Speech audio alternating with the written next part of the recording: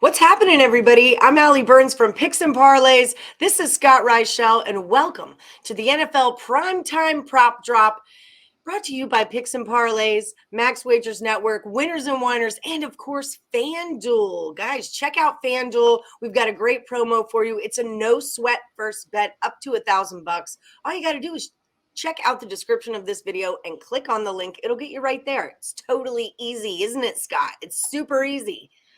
How's it going, friend? It's going pretty well. Nice to have the first episode of this new show. Looking forward to it. Should be fun. Yeah, I'm excited. Hope you are too. Yes, I am. So we kind of had this idea. We're going to do a primetime game. We're going to give you guys 3 props in that game. And we might even just drop in a bonus prop or two. So Scott Reichel, let's start with that primetime game. We're talking the Bengals at the Ravens. Ravens are a -3.5. The total's 47.5, but we're not really looking at the basic bets. We want a prop drop. So what are you looking at here, Scott? So I'm going to go with the quarter bet to start off because nothing's more exciting than a first quarter bet. I kind of just made that up, but it sounds good.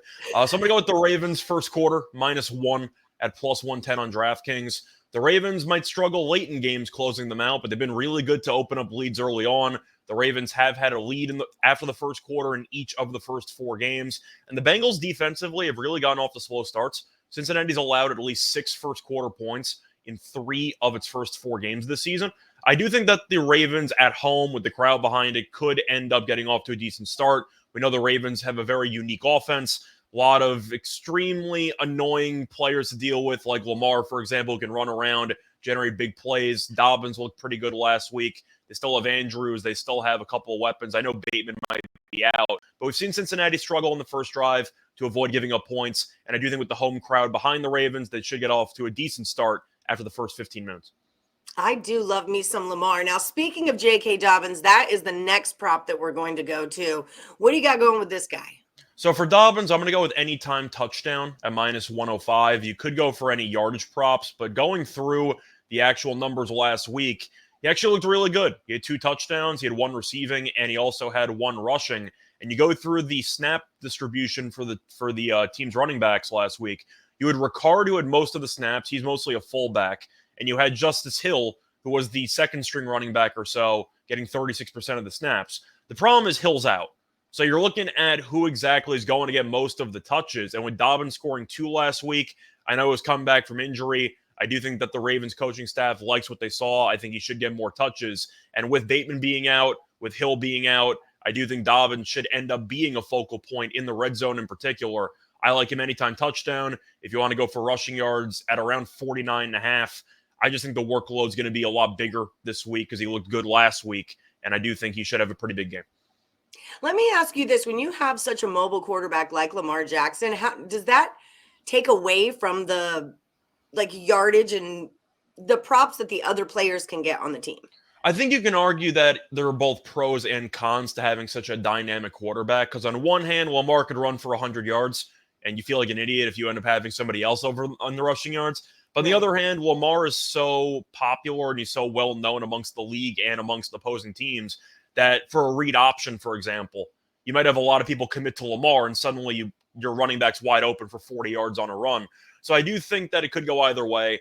I understand some potential concerns, but with Bateman being out, I'm not sure how much Baltimore is going to want to throw the ball. I think they might try to stick with their ground game. And as a result, I think Dobbins has a pretty decent workload in front of him. Yeah, well, there you have it. All right. So let's talk about receiving yards. We've got our rushing yards. What about receiving yards? So I'm going to go back to Baltimore, mostly because of the fact that since they have a couple of key injuries, that means that some of the other players might be mispriced. I'm going to go with Devin Duvernay, and I'm going to go with him over 35.5 receiving yards. You go through the numbers this season, he's been a very underrated receiver for the Ravens. He's had at least 42 yards in 3 of the first 4 games.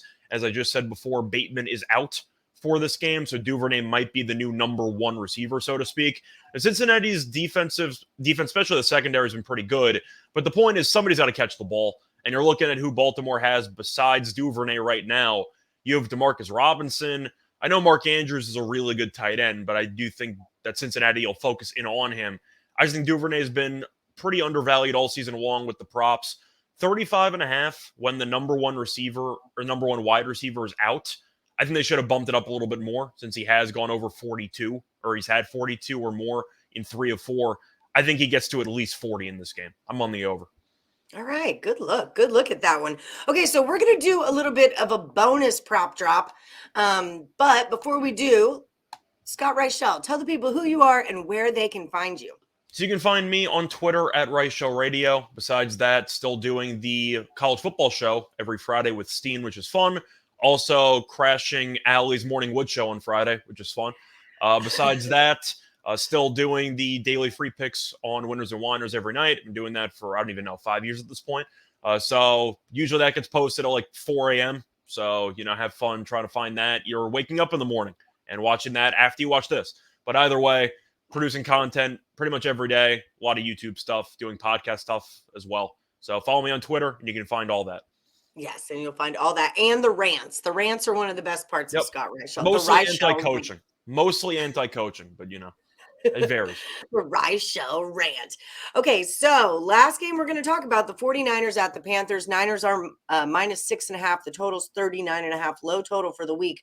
What do you like going on in this one? So for this one, I'm going to go to a quarterback prop, something that I haven't done yet on the show. It's going to be Baker Mayfield, and I can guarantee you, since he's involved, it's not going to be anything good. I'm going to take him to throw an interception at around minus 150. I get that it's a little bit juicy, but with this matchup, I really don't think it's high enough.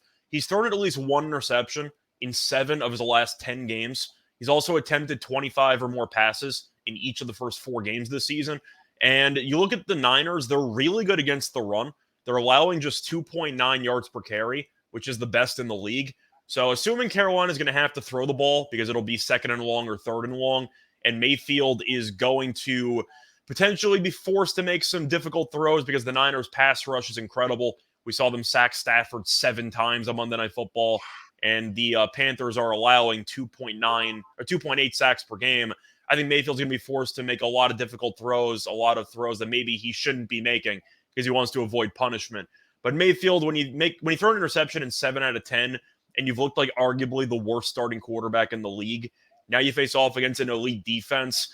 I think he makes at least one really, really bad throw, and I think he's going to end up paying for it. So give me Mayfield over half an interception against this elite Niners defense. All right. I like that a lot. I feel like we could just take that one every week. It's like a Matt Stafford over half an interception. Just wake up in the morning and take it every week. You'll get there. I mean, don't encourage me. I have been taking that every week. It's been working out. So. I mean, some props are good props. Mm-hmm. They prop you right on up.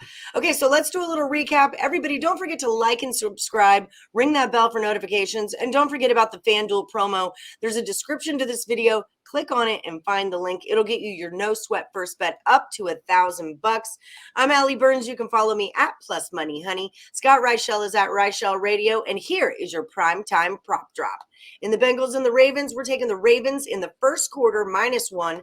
J.K. Dobbins with an anytime touchdown. And also Devin Duvernay over 35.5 receiving yards. I said Duvernay. It's Duvernay. I'm sorry. That man's got a real name.